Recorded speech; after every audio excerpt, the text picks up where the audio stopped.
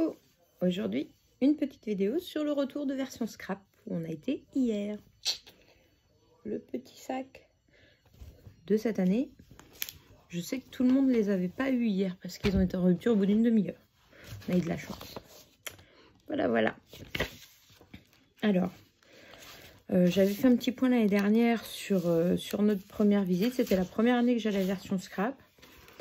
Cette année, j'ai trouvé qu'il n'y avait pas forcément plus d'exposants, mais je trouvais qu'il y avait plus d'animation, plus d'ateliers. On a beaucoup apprécié ce petit salon qui est pas trop grand, pas trop petit, beaucoup de sociétés françaises. Voilà, la liste des exposants, donc ce qui était plutôt pas mal. J'ai beau être pour une marque américaine, j'apprécie de voir aussi des Français, des Françaises, voilà, défendre notre passion. Et donc c'est avec un grand plaisir que j'ai profité de version scrap pour faire deux ateliers. Je vais commencer par vous montrer l'atelier que j'ai fait le matin avec Didi Scrap. Sur le stand de Didi Scrap. Didi Scrap, voilà. Il y a un petit stand sympa et il propose le principe d'une box tous les 2 mois sous forme d'abonnement, je crois.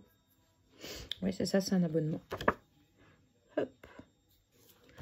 Donc, moi, j'ai fait un petit atelier le matin, mood board. Alors, je l'ai fini à la maison, bien sûr, puisque on pouvait avec une photo ou pas. Donc, voilà un petit peu ma création. Donc, j'avais commencé il y a peu de temps le moonboard. Je vous montrerai plus tard en fait parce que c'est un défi qu'on a mis à place dans mon équipe Stampin' Up pour le mois en cours, donc qui va bientôt se terminer. Et donc du coup on s'essaye au moodboard. C'est une tendance en ce moment dans le scrap, donc c'était l'occasion de voir un petit peu si ce que j'avais appris de manière autodidacte correspondait au travail qui est demandé dans le moodboard. Et oui, c'est le cas. Alors j'ai beaucoup aimé les tampons avec les définitions inscrites dans la lettre. Ils ont tout l'alphabet quasiment comme ça en définition. C'est super joli. Donc voilà. Et puis alors sur le stand, j'ai acheté une table magnétique, une plaque magnétique parce que j'utilise habituellement ma presse en fait qui est magnétique, mais qui est sur une surface 15-15. Et j'avoue que quand on travaille sur des surfaces un peu plus grandes ou sur un cahier de journal art ou quoi, l'avantage de cette plaque, c'est qu'elle est fine. Elle est très fine. Donc elle se glisse facilement dans un cahier pour pouvoir travailler. Et ben, elle est magnétique avec la règle. Et alors pour le travail, alors que ce soit moonboard, parce que là en fait, moi j'avais fait à main levée, mes premiers je les ai fait à main levée. Et là en fait on utilise un pochoir. Donc ça simplifie le travail en effet. C'est pas mal, mais par contre il faut pas bouger. Et pour pas bouger, c'est pas toujours facile. Donc elle est, vous voyez, elle est très fine. Avec la règle, si je la mets dans le bon sens, ça sera mieux. La règle magnétique en inch et en centimètres. Et puis les petits aimants. Donc quand on travaille, le travail du pochoir, les encres en général, je trouve ça super. Et en plus, dans un cahier, je l'ai payé justement sur le stand de Didi Scrap, 19,90 €. J'ai trouvé que c'était assez abordable. Elle est en métal, hein, c'est pas du plastique ni rien. Donc c'est costaud, c'est aimanté. Et voilà, hop, je vais vous montrer. Zouf. Quand on a son cahier, et ben, on peut venir la glisser dedans pour travailler. Alors, attends, je vais mettre tout en place et je vais vous montrer après, ça sera mieux. Hop. Zouf.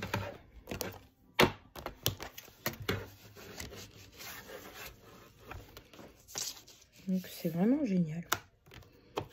Alors, on vient caler sa page. On peut mettre son pochoir et monter. C'est super. Voilà. Donc franchement, les mood boards, du coup c'est ma 3e page dans ce format-là. Et je trouve ça très addictif, je vous préviens. Une fois qu'on aura fait fini le délai avec l'équipe Stampin' Up, je vous partagerai en fait un petit article sur le sujet avec mes créas et éventuellement les créas aussi des filles de l'équipe parce qu'on a toutes fait des styles différents et il y a plein de possibilités. Et mood board, en fait, on va dire dans le jargon qui n'est pas du scrapbooking à l'origine, c'est une planche de tendance. Ça s'utilise beaucoup a priori dans tout ce qui est art déco.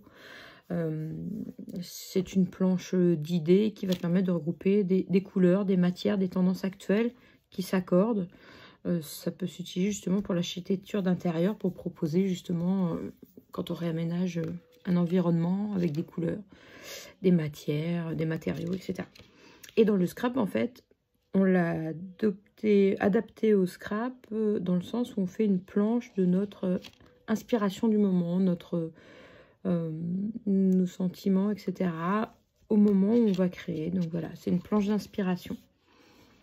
Donc là, on avait un thème déjà qui était proposé.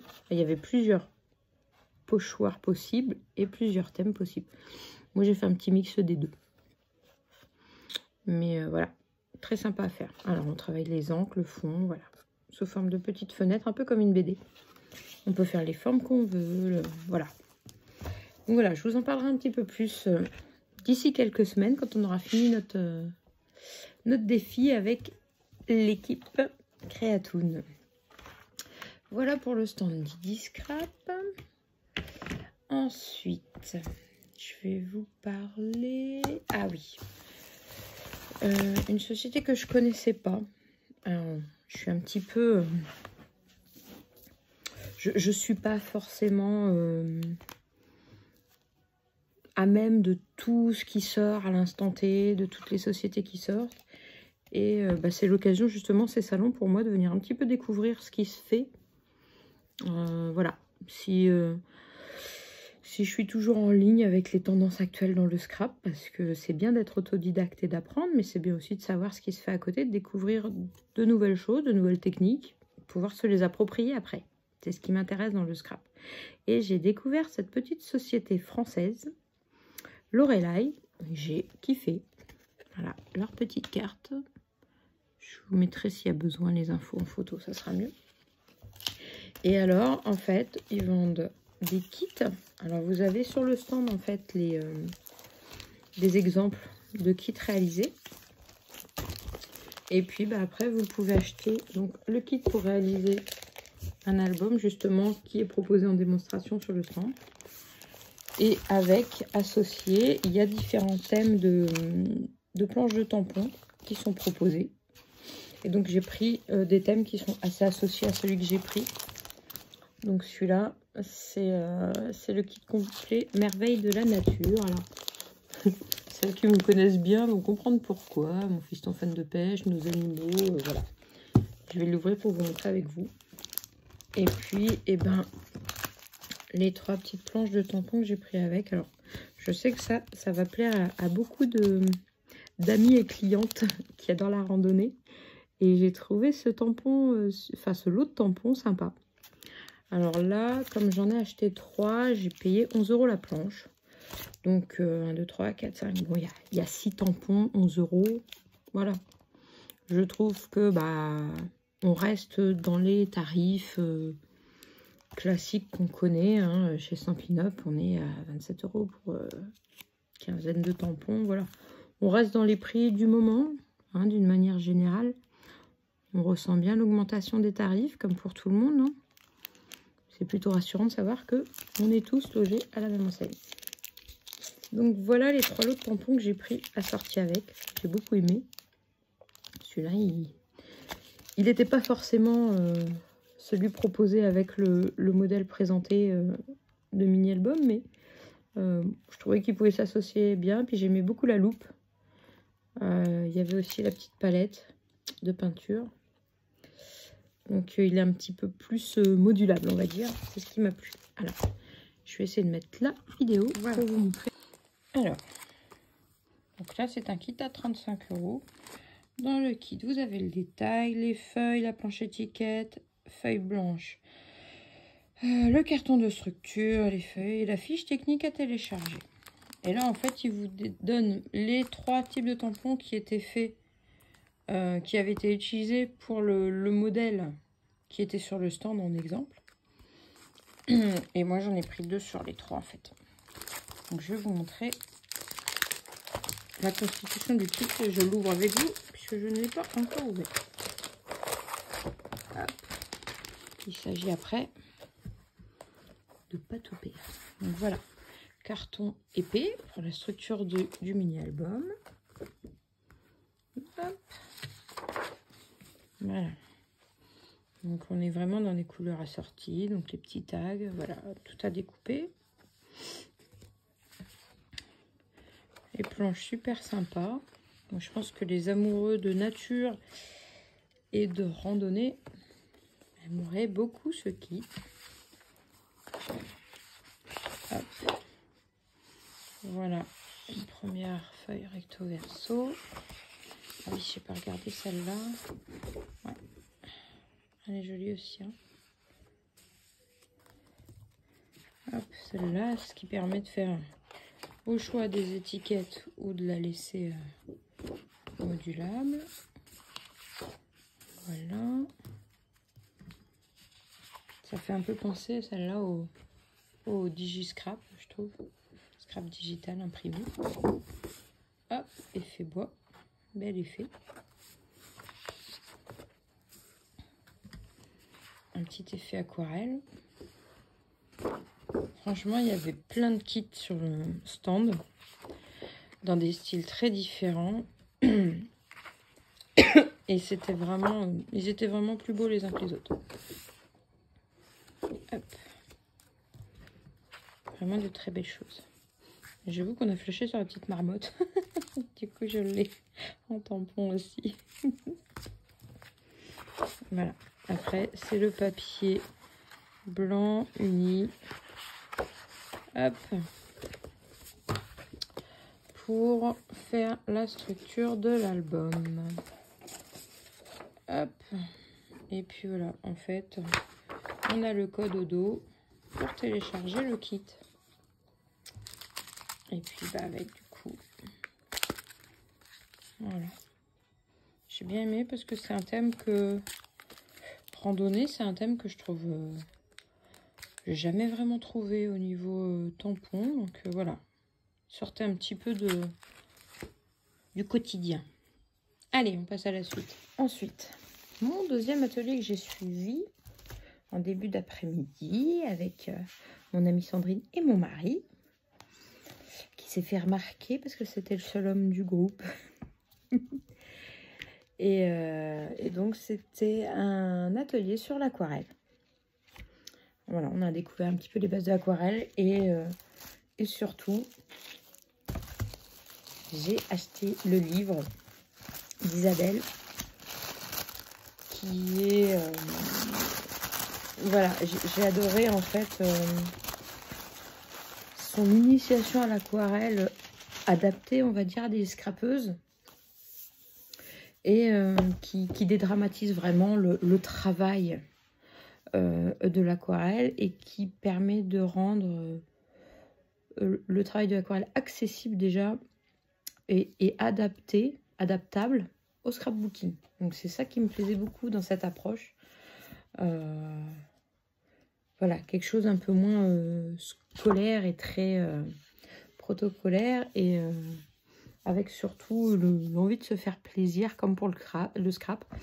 Donc voilà, c'est vraiment cette approche qui m'a plu et convaincue. Et j'ai pris son livre, il est magnifique.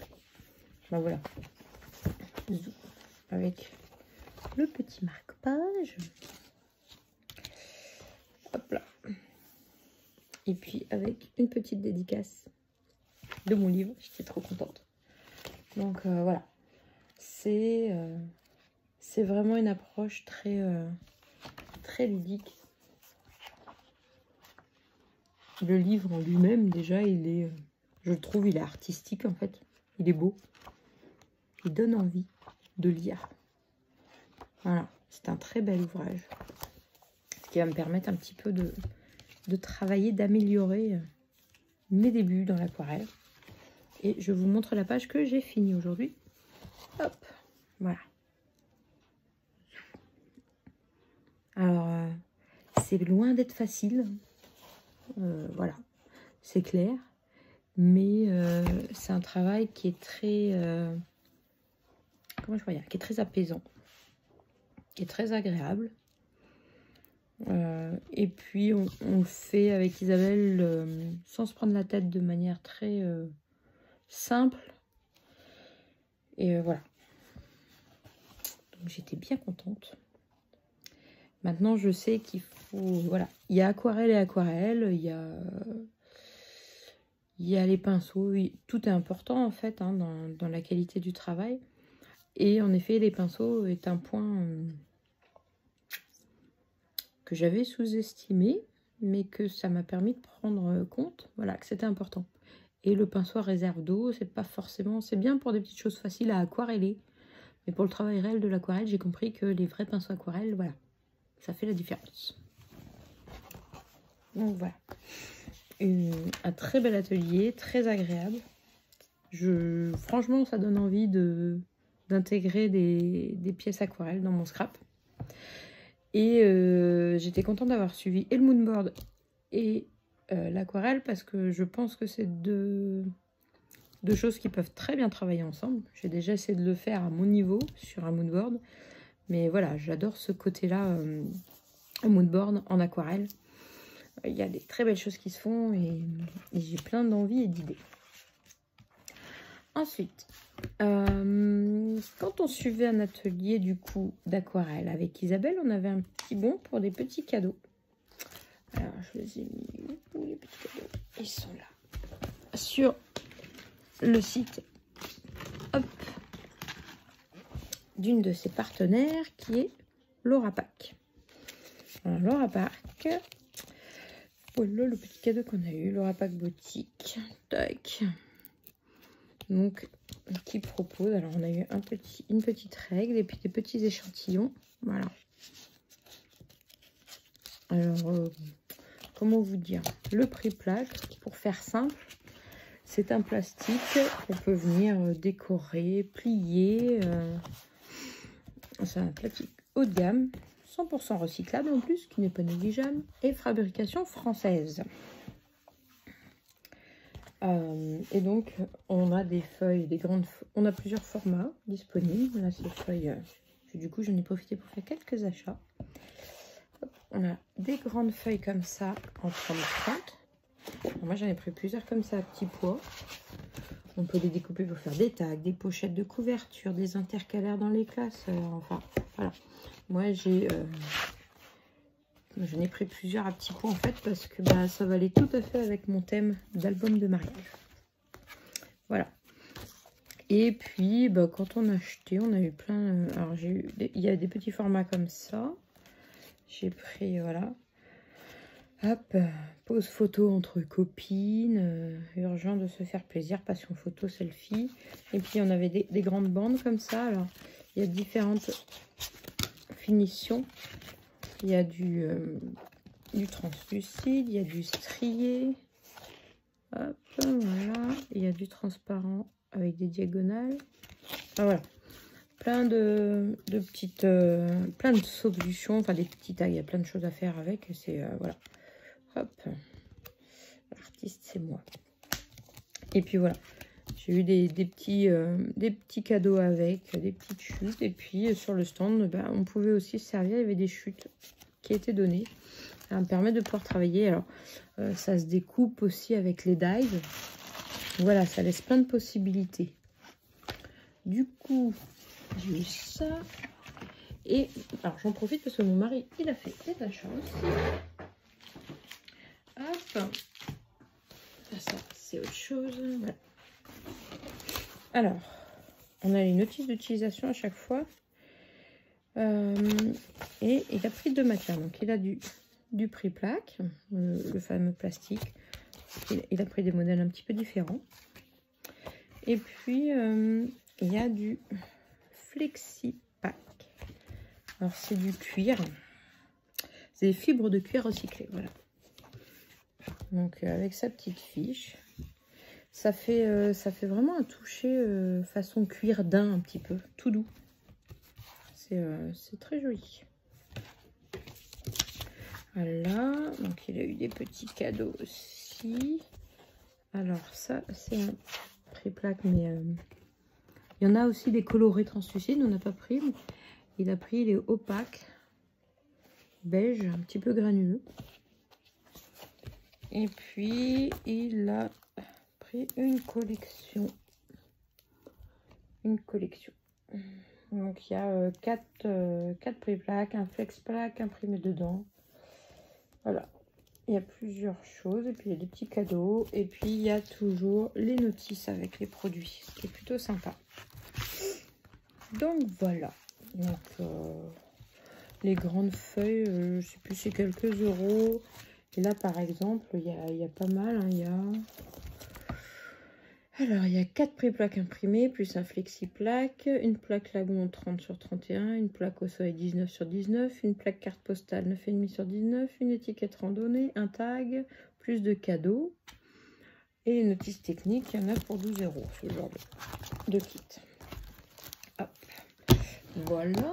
Ensuite, je vais vous montrer. Hop. Ça.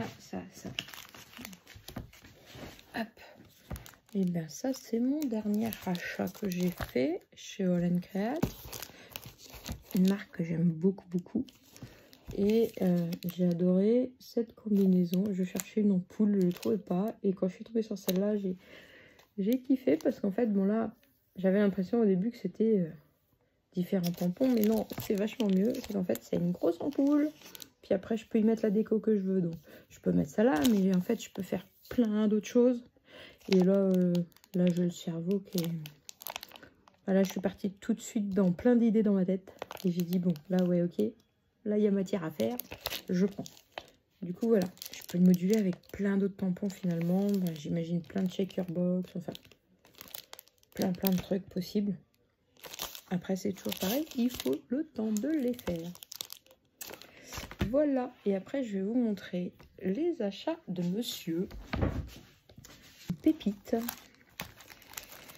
Hop. On a trouvé des petits tampons à 3,50 € pièce. Hop. On a pris celui-là parce que je trouvais qu'il ressemble à sa jument. Donc, vous voyez, petit lapinou. Je suppose que c'est pour Pâques. Les petits poussins. Lui qui avait peur des cocottes maintenant, là, il est fan. Puis alors celui-là, c'est le top. Il a trouvé un chouchou qui ressemble à notre petite plumette. Quelque chose qu'on ne trouve pas souvent. Et puis il a flashé sur un kit de papier de chez Stamperia. Voilà. Dont la partie vintage avec des vieilles voitures. Des avions. Je crois même qu'il y a un train dedans. Il y a un peu le détail de tout derrière. Et voilà. Voilà. Donc, je crois que j'ai fait le tour sur tout ce qu'on a acheté. Ce qui est déjà pas mal.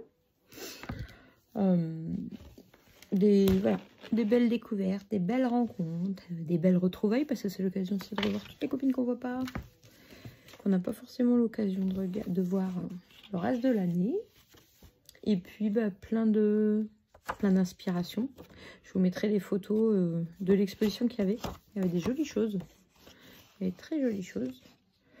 Voilà. C'était agréable. On n'était pas trop... pour un samedi, franchement, j'ai trouvé que c'était pas trop chargé. C'était plutôt agréable. On n'était pas serré. Il y a toujours du monde dans les stands, hein, mais voilà. Et puis, ben... c'est plus l'occasion, plus que de chercher à acheter. J'ai pas vu en soi de grosses nouveautés, innovations en termes de produits ou de techniques. Hein. On retrouve beaucoup de choses qu'on connaît déjà, qu'on a déjà. Mais moi, c'est plutôt l'occasion de me perfectionner sur des techniques de savoir comment après me les approprier et comment les travailler ou les adapter aussi avec mes produits que j'ai. Voilà, les tendances, c'est clair que l'aquarelle et tous les produits aquarellables, voilà, c'est toujours tendance. On retrouve les grands qu'on voit habituellement. Mais voilà, une bonne ambiance, un petit salon mais sympa. Voilà, je crois qu'on pourrait le résumer comme ça. Et qui a le mérite de tenir et de se faire toujours. En France, c'est pas évident d'avoir des salons de scrap pas un peu partout. Donc, et dédié que au scrap, surtout. C'est ça que j'aime bien aussi. J'ai fait souvent les salons de loisirs créatifs, mais voilà, il n'y a pas que du scrap. Et c'est bien, ça permet de se limiter vraiment à sa passion et de pas trop se disperser, parce qu'on est toujours attiré par autre chose, mais voilà. C'est déjà un budget en soi. Mais voilà. Et j'ai trouvé qu'il y avait pas mal d'ateliers de proposés cette année, que ce soit les make and tape, les ateliers voilà comme ça qui durent 1 heure, moi ça me convient très bien. Et il y avait aussi des plus gros ateliers de 3 heures pour réaliser un mini-album, etc. Donc on en a vraiment pour tous les goûts, pour tous les souhaits. Si vous voulez passer 45 minutes juste pour faire une technique ou une carte, ou voilà, c'est abordable. C'est bien de le préparer un petit peu avant de venir, parce que les ateliers qui sont très prisés, les gens ont réservé déjà avant de venir au salon leur place, ont payé, réservé. Donc voilà, pour certains c'est facile de trouver encore de la place sur place quand on arrive, pour d'autres non, il vaut mieux réserver à l'avance. Donc c'est bien de préparer son arrivée avant.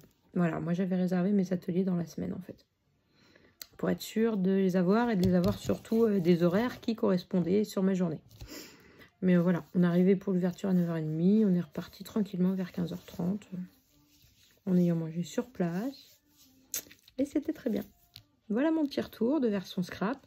N'hésitez pas à me dire si vous y avez été, ce que vous en avez pensé, qu'est-ce que vous avez aimé, pas aimé, voilà. À plus!